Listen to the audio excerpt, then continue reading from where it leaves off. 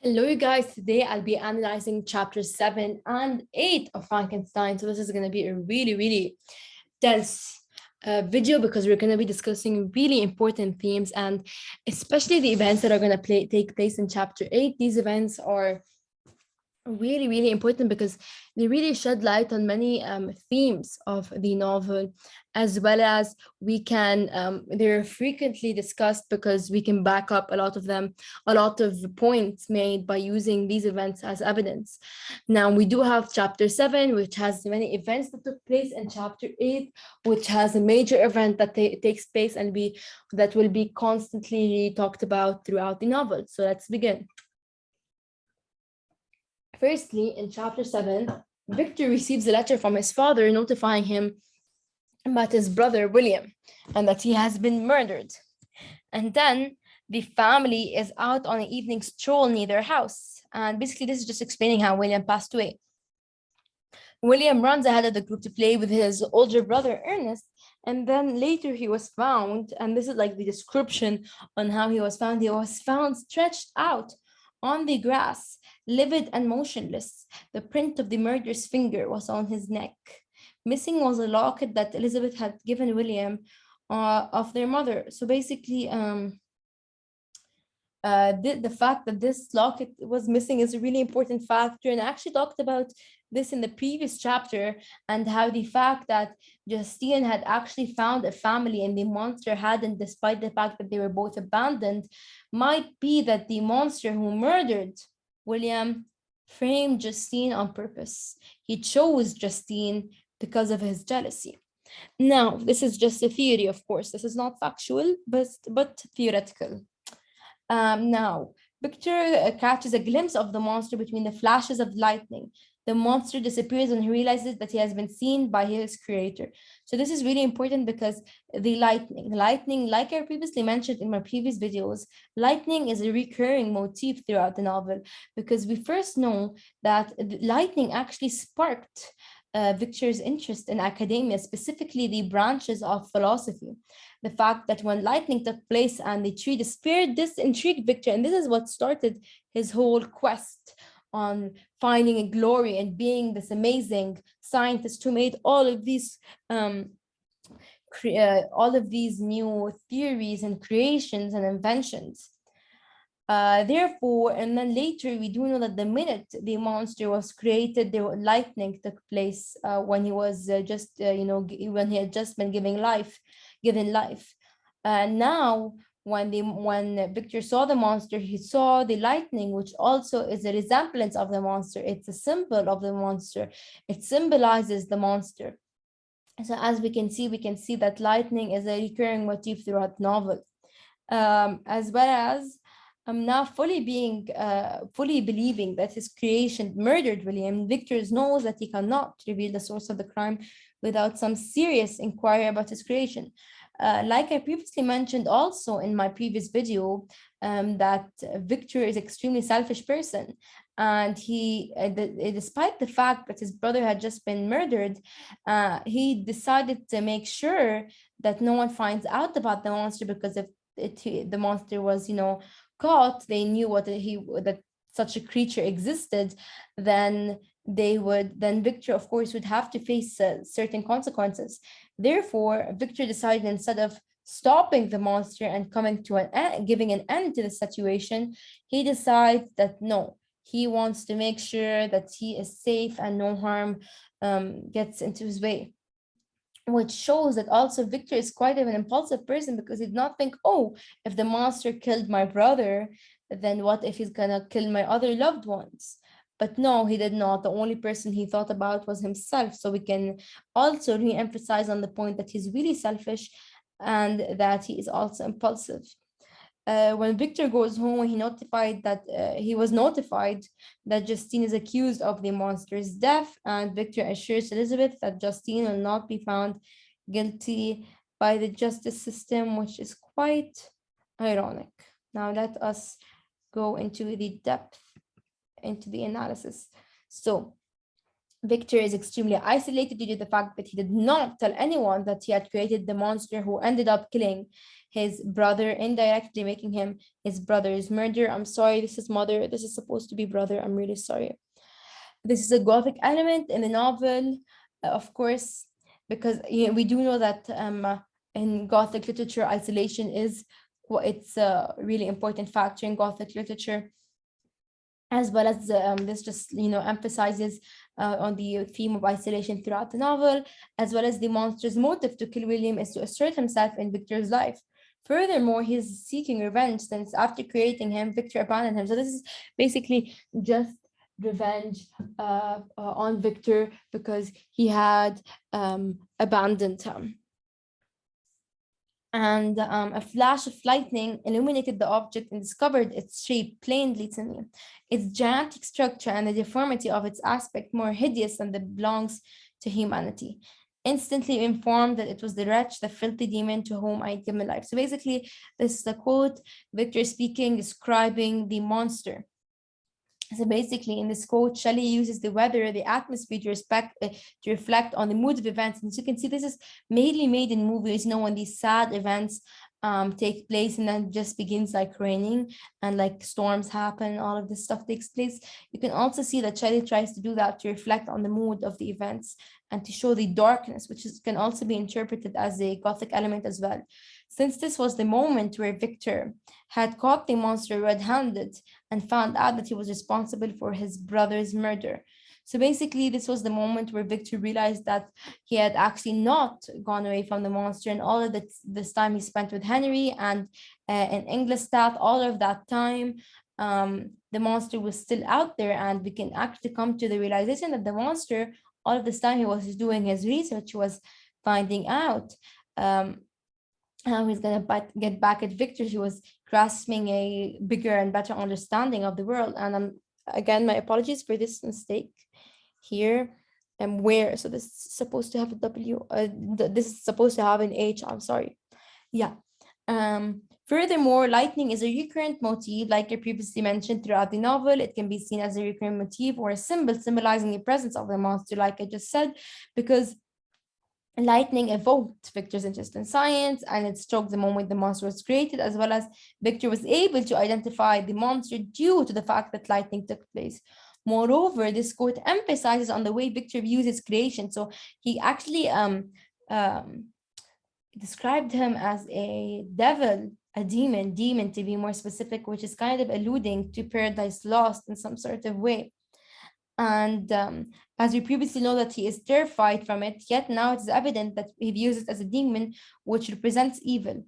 Basically, he views the monster as evil, and also we can just like grasp Victor's point of view better because we know that he feels immense guilt for having creating it, and also regret, a lot of regret.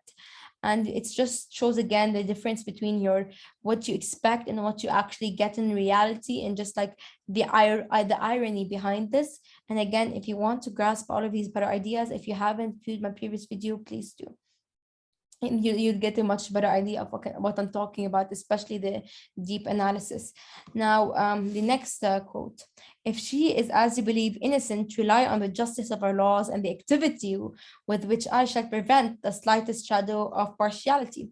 So I even had this, I was really close to laughter after I read this quote, because this quote is pure irony. Because as we know that this quote is said by Victor's father, Alphonse, and we know that Alphonse views the justice system as fair. However, Alphonse is a male. He is a male in the higher social class. Therefore, his perspective on the justice system is going to be completely different than Justine's perspective on the justice system, of course. However, the justice system are not aware of the presence of the monster, which is situational irony.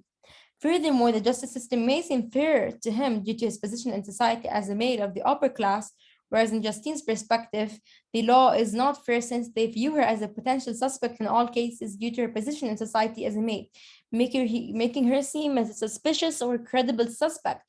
Because we have to keep in mind that Justine Moritz, she is a poor maid. She doesn't have really something to lose in this life. Therefore, committing a crime is really, she doesn't have much to lose. Therefore, committing a crime, doesn't have much risks when it comes to her. As well as as a maid, she doesn't. Her salary is really low. Therefore, whatever she may steal, especially that locket, it may seem worth it to the law system or the justice system, or in this case the police, of course. Therefore, it really does, she does seem like a credible suspect. And her position as a woman in the lower society also doesn't put her in a place to be believed by others. So we can just see the difference in social class and the justice system, especially back then in that time, the setting the novel took place in, and just the whole irony in the situation. Chapter 8. So basically, hoping for salvation, Justine confesses to the murder and believes that God and the church will forgive her, as she has lost faith when it comes to religion, as she has a lot of faith when it comes to religion. She insists her innocence to Victor, which she strongly believes, because he actually knows the truth, and he's certain that the monster had killed William. And Justine is found guilty by the court and executed. Victor has to live with the guilt that the monster he created has caused the death of two people who are really close to him. So he directly caused the death of his brother, and now he indirectly caused the death of Justine. So basically, Justine was collateral damage. Now, the analysis. So the fact that Justine confesses to the murder emphasizes on the theme of passive women and social class inequality, because we do know that women were often the less in society. They were not seen as equals to their male counterparts, which is quite unfair. And knowing her position in society as a female antimate, of course, Justine knew that the justice system would have no mercy for her. So basically, she knew that even if she didn't admit, she was going to face the consequences both ways. Like she really couldn't do anything at that point. Furthermore, she has nothing to lose, like I previously said, as she only had her faith, which she believed was going to save her. In addition, Shelley showcases Victor's poor character and the difference between the members of different parts of the social hierarchy through the character of Justine Mertz. Since Justine was willing to sacrifice her life for a crime she did not commit, yet Victor was not willing to own up to a mistake he had committed or he had done, and chose to step aside, giving the monster the opportunity to take even more lives. By making Justine such a selfless and brave individual, Shelley sheds light on Victor's selfish and cowardly character. Okay, so basically what she does is that she makes Justine this really, really good and innocent person, this pure-hearted human being. By doing that, she's kind of a foil to Victor in this situation specifically, because Victor acts extremely selfish. So these two positions, or these two reactions, juxtapose each other in some sort of way, and they show what a good person Justine is and what a selfish person Victor is. Yes, so I did not okay, so I did not fear to die. The pang is past. God raises my weakness and gives me courage to endure the worst. I leave a sad and bitter world, and if you remember me and think of me of one unjustly condemned, I'm resigned of the fate awaiting me. So basically, this quote is said by Justine, and she explained that God shall forgive her. Of course, Justine should be capitalized, excuse me. She explained that God shall forgive her, and she had nothing left in this sad, bitter world, exhibiting her faith and her outlook on the world as a maid, and how unfair it is to the lower class. And after Justine had just said that, Victor hides in the corner of the prison cell, where he could conceal the horrid anguish that possessed him. And Justine goes to her death later that day. And after this event, Shelley gives readers the ability to contrast between Justine and Victor's approaches to the situations, indirectly contrasting their personalities. So, like I previously said, this is a really important event throughout the novel because we get to know much more about Victor's character, we get to know more about Justine's character and her outlook on life as a maid, and the gender and social inequalities as well, especially back then. And also, we can also see some of the manipulation on the side of the church. All was too obliterated in the ignominious grave in either cause. So this quote just displays that Victor is aware that he is responsible for all the chaos, yet he is not doing anything to stop it. This quote reinforces the guilt that he feels, as well as the cowardly character, which is part of Gothic literature and can be interpreted as a Gothic element. So basically, this just shows this quote is a re-emphasis. It's really evidence again that Shelley is giving to us readers. But furthermore to this evidence, what she's doing is that he's trying to show us how Victor always throws these pity parties to himself, how he's always making excuses for his actions. He's always trying to make himself feel better through smothering himself with guilt. By making himself feel guilty, he can kind of victimize himself. Oh, I'm feeling so much guilt. So we can kind of see the self-victimization, which is kind of also a characteristic of a Byronic hero, which also can re-emphasize on the point that Victor is a Byronic hero. And thus spoke my prophetic soul, as torn by remorse, horror, and despair. I beheld those I loved spend vain sorrow upon the mental state as he feels extreme guilt. Oh no, sorry. Sorrow upon the graves of William and Justine, the first hapless victims to my unhallowed hearts. So basically, this quote illustrates Victor's mental state as he feels extreme guilt and fear. The diction and language, I'm sorry, this is diction. Diction and language used in this quote, such as using the words remorse, horror, and despair, make the tone Gothic, hence affecting the mood and making it Gothic as well. Furthermore, Victor criticizes himself by calling his arts, meaning his work, unhollow. It's rare for us to see for us readers to see Victor criticize himself due to the fact that he's really narcissistic and aloof character. And we can, see that through all of the time he was looking for glory, and he was really offended when the professors really told him that his life's work, especially in alchemy, wasn't really that good because alchemy was outdated. So as we know, Victor is a really self-conceited character. And thus, it can be deduced that the creation of the monster had lowered his self-esteem and drained his mental health, changing him forever. So we're just seeing the way Victor is changing and how his point of view on himself is changing. So now, throughout this chapter, Shelley criticizes the justice system and the church at the time. As they were correlated, they were really mixed. Through these events, Shelley is aiming to represent those who have wrongfully represented and convinced by the justice system due to their position in the social hierarchy. Since Justine is represented by the court as a murderer, whereas the readers are aware that this is far from the truth, Shelley also does that through the language used by the characters she had created, as she uses the phrase of mockery of justice. When it comes to the church is viewed as corrupt since the priest manipulates Justine to confessing to a crime she had never committed by using her faith against her, as he makes her fear rejection of the church. So basically, this is just how the justice system was at the time, and how it was really unfair, and how religion was often manipulated against those who were really religious at the time. And Justine's wrong conviction foreshadows the fact that readers are going to witness even more injustices throughout the novel, because once they see a certain event take place in the novel, with a specific context, you can see it taking place again throughout the novel. And Justine is portrayed as, and we know that because Victor sees this injustice taking place, and he knows that he does have the ability to stop it. However, he does not do anything about it because of his selfish character and his fear that he will personally face consequences. Therefore, us as readers can, come to the realization that Victor is an extremely selfish character, and his selfishness does not stop at any extent. Furthermore, we can come to the realization that more injustices will happen because of Victor's impulsiveness and recklessness. Now, Justine is portrayed as a vulnerable and passive character.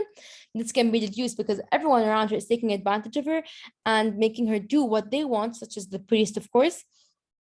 And she is so vulnerable to the extent when she was visited by Elizabeth and Victor, she began comforting them instead of feeling bad for herself after everything she's been going through and all of the injustice she has been facing. Furthermore, Elizabeth is described as a saintly sufferer. Because we do know that Elizabeth is a really angelic character. And the difference between Elizabeth and Victor is that Elizabeth is actually pure. She actually truly feels bad for what's happening with Justine, and she actually is trying to do something, but she is in no power to do so. Whereas Victor has all the power to change the situation. However, he is just smothering himself with guilt and fear and completely actually he is actually ignoring her situation to a certain extent because he is only concerned about his own self and his own guilt and completely ignoring Justine's situation. Now, to analyze this quote, I, the true murderer, felt the never dying worm alive in my possum. So basically, this hyperbole aims to exaggerate the immense guilt filling Victor's heart. It serves to breathe life into his emotions. So basically, just to over exaggerate and give us readers a better understanding of them and bestow upon it the never dying trait, as it will haunt him as long as he will live. So basically, the never dying trait is also an exaggeration because it's just saying that Victor will always feel guilty and the monster's creation will leave an everlasting effect on him. And it serves, he describes himself as a murderer, further clarifying the extent to which he blames himself for the strategy. He calls the eerie feeling inside of him a worm, possibly a form of imagery, to show that that Victor Frankenstein people once knew was dead, a husk of the man he was once. He was rotting and being confused from the guilt inside out by his guilt. So basically, this is just this re-emphasizing on the immense and never dying guilt Victor is feeling, and again the pity parties he always throws for himself instead of actually doing something to change the situation he has put the victim Justine is. He is just feeling guilty for himself as usual, showing how narcissistic and self-centered he is, despite the fact that the creation of the monster did lower his narcissism. He is still the narcissistic Victor Frankenstein. We do know, however, deep down, and self-centered, of course, however, deep down, he is being eaten alive by the guilt. Now we can come to the realization that Victor craves innocence when he compares the way he feels about the situation to the way Elizabeth feels. So basically, also the foil characters, how different these two are, and how much this difference helps us learn about these two characters. She's innocent and can eventually overcome the pain she's feeling because. But he can never do due to the darkness in his soul and the fact that he lost his purity or innocence after he had done the hard act of creating the monster.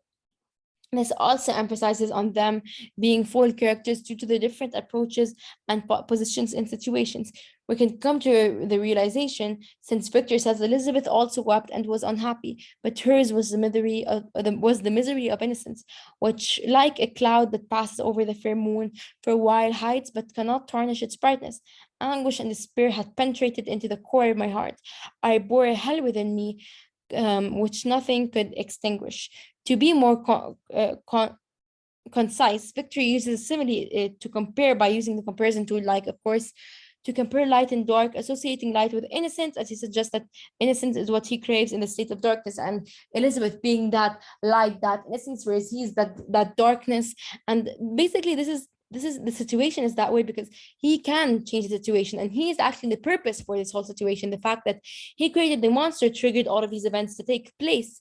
It became basically a chain reaction of events. However, Justine truly can't do anything in the situation, and she will eventually move on, but Victor never can, knowing that he is actually the one truly responsible for this. So basically, that's it for the video. This is a really dense video. It's quite long, but if you want the additional notes, please join my Google Classroom. The link will be down below as well as the password. And if you have any questions, you can comment down below, or you can access my email through Google Classroom. And if you can also do some practice assessments on my Google Classroom, and I will correct them, of course, for free. That way you can also, practice on your analysis. This is it. Thank you so much for watching, guys. Bye bye.